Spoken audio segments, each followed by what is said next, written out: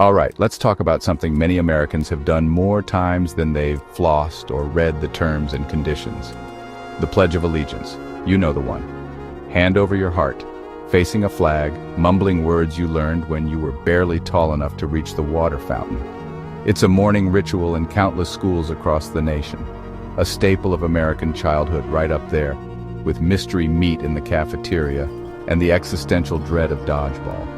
It's presented as a simple patriotic act, a way to show love for your country before you've even had your morning juice box.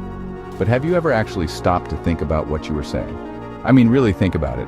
As a kid, it's just a series of sounds you make to get the day started. I Pledge Allegiance could just as easily have been, I like green pigeons, for all the deep thought we gave it. The teacher says stand, you stand. The teacher says say the words, you say the words. It's a classic case of monkey see, monkey do.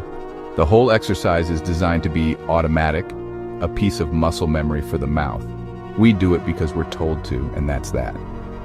The critical thinking part of our brain's still booting up for the day, apparently. This daily recitation is framed as a foundational pillar of civic education, a gentle introduction to the concepts of loyalty and national pride. It's supposed to instill a sense of unity and respect for the country.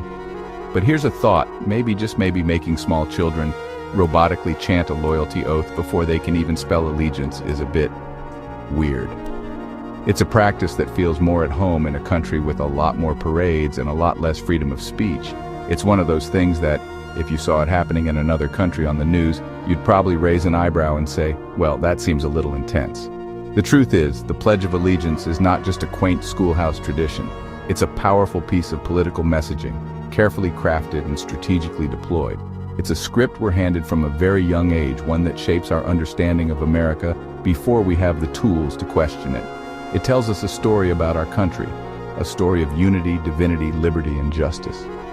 The only problem is, when you start to look closely at the real world outside the classroom window, you might find that the story the pledge tells is, to put it mildly, a work of fiction.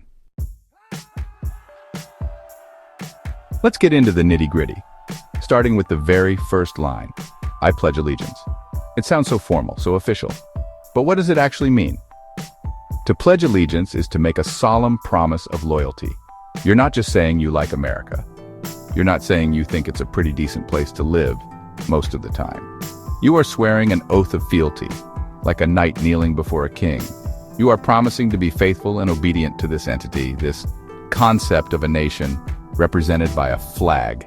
That's a pretty heavy commitment for a 7-year-old who's still trying to master the art of tying their own shoes. Think about it. We don't ask kids